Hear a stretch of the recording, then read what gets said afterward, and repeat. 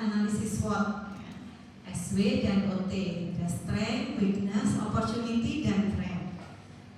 Tahu bedanya SW sama OT? Tahu nggak bedanya? Kalau SW dari strength dan weakness itu dari dalam organisasi, opportunity dan threat itu dari luar organisasi. Jadi kekuatan dan kelemahan itu memang dari dalam organisasi kita, tapi yang namanya peluang itu kan dari luar, tantangan itu dari luar.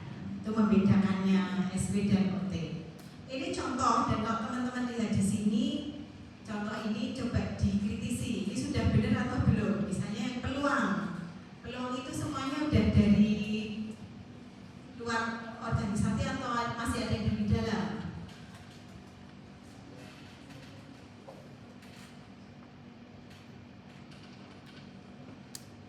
Ada nggak yang dari dalam organisasi?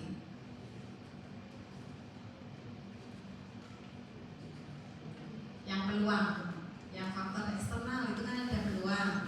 Dapat bekerja dengan perusahaan di sekitar puskesmas, luar apa dalam itu? Luar. Mendapat dukungan penuh dari pemerintah daerah, luar. Kinerja para bidang spesialis ditingkatkan itu dalam apa luar? Dalam, ya itu sebenarnya bisa masuk ke weakness. Jadi kan kinerjanya belum optimal, sebenarnya kata lainnya kan gitu ya. Itu sebenarnya masuk ke kelemahannya. Setelah kita menentukan kekuatannya apa, kelemahannya apa, peluangnya apa, tantangannya apa, dari masing-masing yang sudah kita identifikasi tadi, kita membuat strategi. Strategi berdasarkan kekuatan dan peluang, strategi berdasarkan kelemahan dan peluang, strategi berdasarkan kekuatan dan tantangan, strategi berdasarkan kelemahan dan tantangan gitu ya. Jadi misalnya ada kelemahannya, dana untuk program sangat sedikit, kemudian peluangnya banyak lembaga swadaya masyarakat yang bersedia untuk membantu.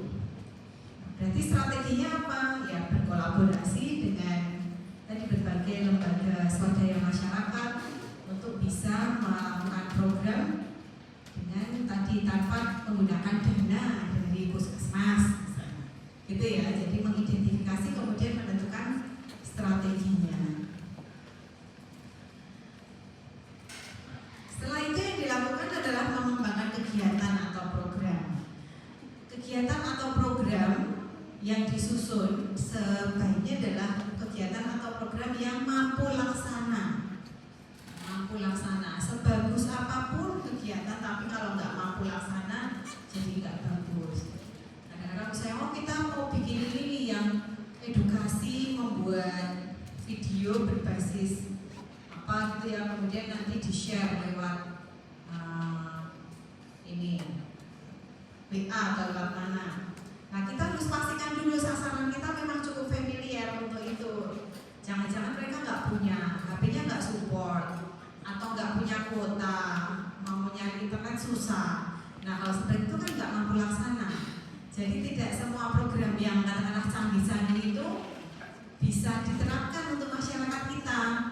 Bahkan masih banyak daerah-daerah atau populasi-populasi yang kalau kita bikin program itu yang masih jalan ya, yang masih manual, yang kita datang ya, kemudian ada interaksi secara langsung. Bisa jadi seperti itu. Hanya saja tetap kita harus sesuaikan juga program kita dengan sasarannya. Kalau misalnya sasaran kita remaja, terus kita bikin undangan kepada para Karang Taruna harap hadir pada penyuluhan kesehatan hari Sabtu malam jam 19 di rumah Pak RT. Kira-kira pada tertarik datang nggak? Para remaja itu males biasanya ya, ngapain penyuluhan ya. Kalau kita mau bikin sesuatu untuk para remaja, kita bisa pikirkan sesuatu yang menarik untuk para remaja. Misalnya, oh remaja yang di sini tuh suka ini ada main bola atau voli atau apa, ya kita buatkan misalnya itu acara voli atau acara olahraga, kemudian edukasinya dilakukan di situ, itu akan lebih kena ke sasaran. Termasuk pada saat teman-teman bikin media ya, media edukasi, mau PPT, poster atau apapun, booklet, leaflet, sesuaikan dengan sasarannya, desainnya. Misalnya kalau kita sasarannya ke ibu hamil, kita pakai warna yang gelap-gelap, itu kan enggak, ibu hamilnya enggak seneng ya kalau ada ibu hamil ya yang pink-pink gitu, warna-warna yang sage, pink yang gitu-gitu ya, ibu-ibu gitu ya. Tapi kalau misalnya ke remaja, mungkin warnanya lain lagi.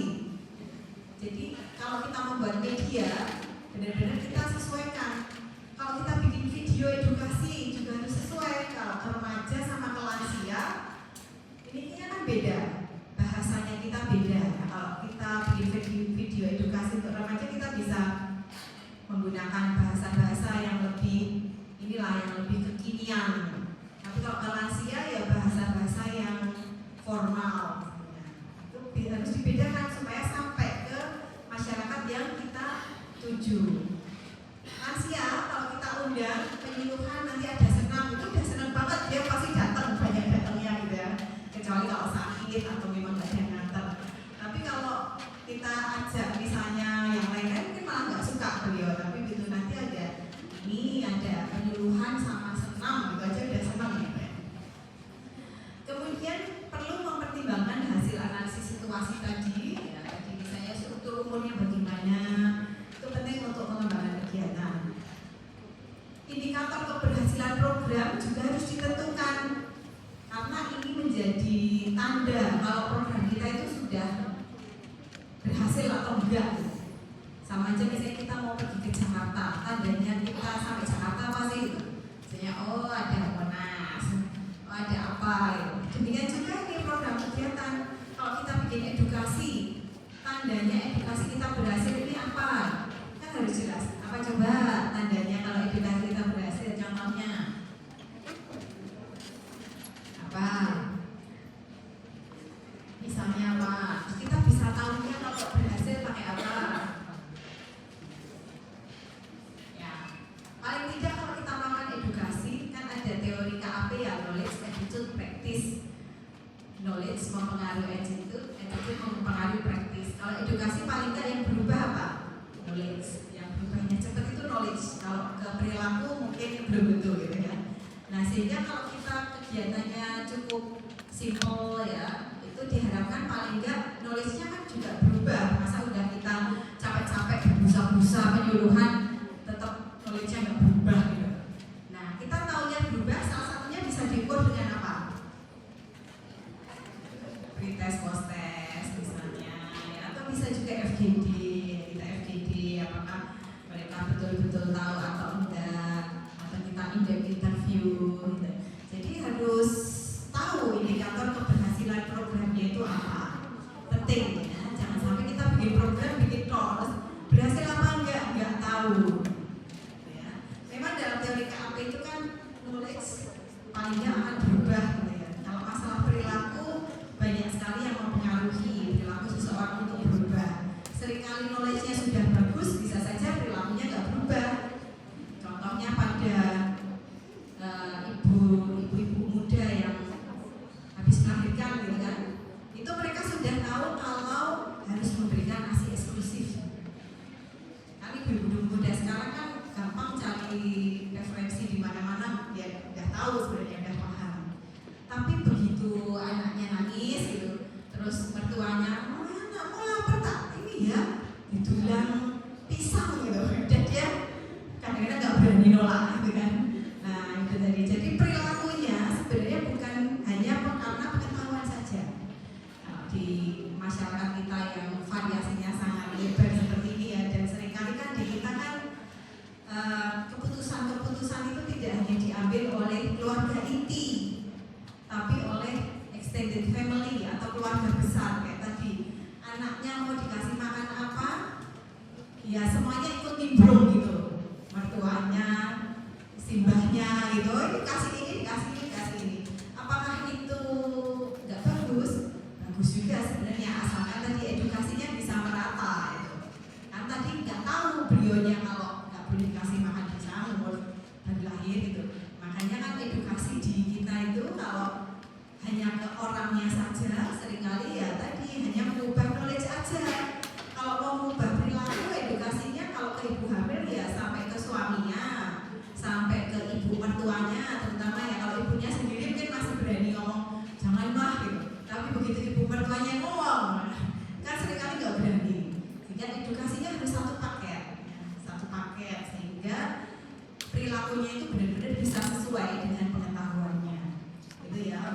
indikator keberhasilan program dan tadi program yang memang komprehensif dan mampu laksana.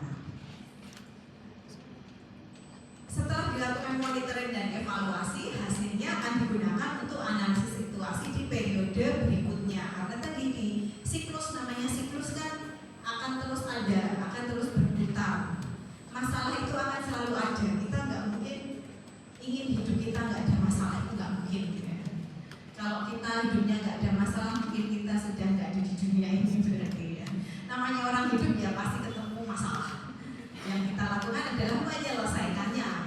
Menyelesaikannya dan nanti akan ada masalah lain lagi ya nggak apa-apa, biarin aja diselesaikan lagi. Ada lagi diselesaikan lagi. Itu prinsip kita sebagai individu ataupun nanti pada saat kita bekerja sebagai manajemen ya. Karena nanti teman-teman pada saat sudah jadi dokter di layanan kesehatan, perannya akan bisa atau lebih banyak juga sebagai manajer di layanan primer ya. Manajer jadi perlu untuk tahu apabila ada permasalahan dan bisa menyelesaikannya. Ya, saya kira itu sih tentang problem solving atau diagnosis komunitas. Ada yang mau bertanya atau sudah cukup?